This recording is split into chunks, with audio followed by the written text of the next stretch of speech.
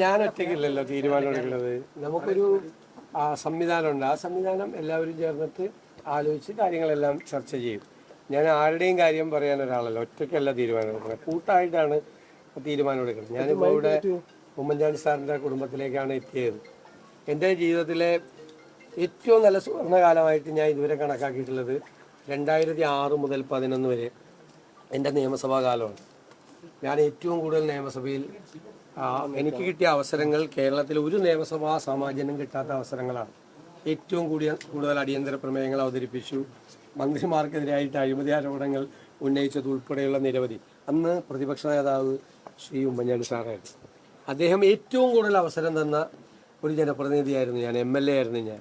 എന്നെ സത്യത്തിൽ എല്ലാ ദിവസവും എന്ന് പറഞ്ഞ പോലെ അത് സതീശൻ അവതരിപ്പിച്ചാൽ മതി എന്ന് പറഞ്ഞ അത്രയും കോൺഫിഡൻസ് അദ്ദേഹത്തിന് ഉണ്ടായിരുന്നു. എൻ്റെ രാഷ്ട്രീയ ജീവിതത്തിലൊരു വലിയ നഷ്ടമായി ഞാൻ കണക്കാക്കുന്നത് മന്ത്രിയാകാത്തതല്ല, ഉമ്മൻചാണ്ടി സാർ മുഖ്യമന്ത്രിയായപ്പോൾ ആ മന്ത്രിസഭയിൽ അംഗമാകണം എന്നെനിക്ക് ആഗ്രഹമുണ്ടായിരുന്നു. അദ്ദേഹത്തിൻ്റെ കൂടെ വർക്ക് ചെയ്യണം. ഞാൻ അദ്ദേഹത്തെ എപ്പോഴും നിരീക്ഷിക്കുകയും ചെയ്യുന്നതാണ്. നമ്മൾ ഒരു കാര്യം വിമർശിച്ചാൽ, ഞാൻ വിമർശിച്ചിട്ടുണ്ട്, എന്നിവരോട് പറഞ്ഞു, CLP മീറ്റിങ്ങിൽ പറഞ്ഞു വിമർശിച്ചിട്ടുണ്ട്. അപ്പം തന്നെ അദ്ദേഹം വിളിച്ച് സംസാരിച്ചത് ശരിയാണെന്ന് തോന്നിയാൽ അപ്പം നടപടിയാണ് എല്ലാ കാര്യങ്ങൾക്കും. ഞാൻ അദ്ദേഹം മുഖ്യമന്ത്രിയായിരുന്നപ്പോൾ ഒരു ഡസൻ കാര്യങ്ങളിലെങ്കിലും പരാതി പറയാറുണ്ട്. ആ ഒരു ഡസൻ കാര്യങ്ങളിലും അദ്ദേഹം ആ പരാതി അഡ്രസ് ചെയ്തിരുന്നു. അപ്പോൾ അത് അദ്ദേഹത്തെ പോലത്തെ ഒരാൾ വഴികാട്ടിയാണ്. എങ്ങനെ സാധാരണക്കാരെ ചേർത്ത് നിർത്തണം, പാവങ്ങളെ ഹൃദയത്തോട് ചേർത്ത് നിർത്തണം, അവരെ എങ്ങനെ സഹായിക്കും. ഒരാൾ വന്നൊരു സഹായം അഭ്യർത്ഥിച്ചാൽ അദ്ദേഹം അപ്പം മുതലേ ചിന്ത തുടങ്ങി എങ്ങനെ സഹായിക്കാൻ പറ്റുമെന്ന്. അതാണ് ഒരു ഭരണാധികാരിയുടെ ഏറ്റവും വലിയ കാര്യം. ഒരുപാട് പാഠങ്ങൾ, ഒരു വലിയ ലെസണാണ്, ഒരുപാട് പാഠങ്ങൾ അദ്ദേഹത്തിൽ നിന്ന് പഠിക്കാനുണ്ട്. നമ്മൾ ഈ ഭരണത്തിൻ്റെ അധികാരത്തിൻ്റെ പത്രാസിനിടയിൽ സാധാരണക്കാരെ മറന്നു പോകാതിരിക്കാൻ നമ്മുടെ ഓർമ്മപ്പെടുത്തലാണ് ഞാനത് എൻ്റെ ഹൃദയത്തിലുണ്ടാവും. ഞാൻ ഈ വീട്ടിൽ വന്നിറങ്ങുമ്പോൾ ഞാൻ മനസ്സിൽ അദ്ദേഹത്തിൻ്റെ ചിത്രത്തിന് മുമ്പിൽ പ്രാർത്ഥിച്ചുകൊണ്ട് ഞാനെടുത്ത തീരുമാനം, അധികാരത്തിൻ്റെ പത്രാസൊക്കെ ഒരുപാടുണ്ടാവും, നിങ്ങൾക്കറിയാമല്ലോ, ഇഷ്ടംപോലെ ഉണ്ടാവും. അതിൻ്റെ ഇടയിൽ സാധാരണക്കാരെയും പാവപ്പെട്ടവരെയും മറന്നു പോവുകയാണ്. ഉമ്മൻചാണ്ടി സാറിനെ ഓർക്കണം എപ്പോഴും, അപ്പോൾ നമ്മൾ മറക്കില്ല. അതാണ് എൻ്റെ അനുഭവ പാഠം.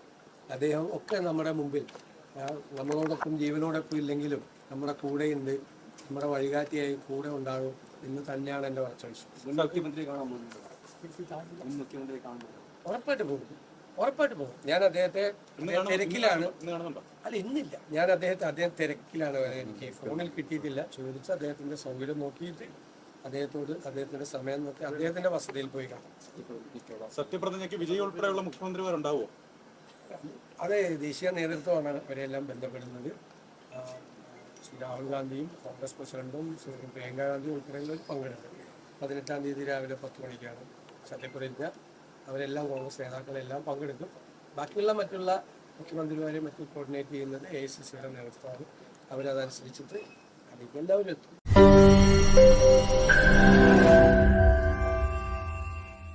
ലോകത്തെവിടെയായാലും ഏത് സമയത്തും 24 വാർത്തകളും ഓഗ്മെന്റഡ് റിയാലിറ്റി പാക്കേജുകളും എക്സ്പ്ലെയിനറുകളും വിശദമായി കാണാൻ ഞങ്ങളുടെ YouTube ചാനൽ നിങ്ങൾക്ക് സബ്സ്ക്രൈബ് ചെയ്യാം.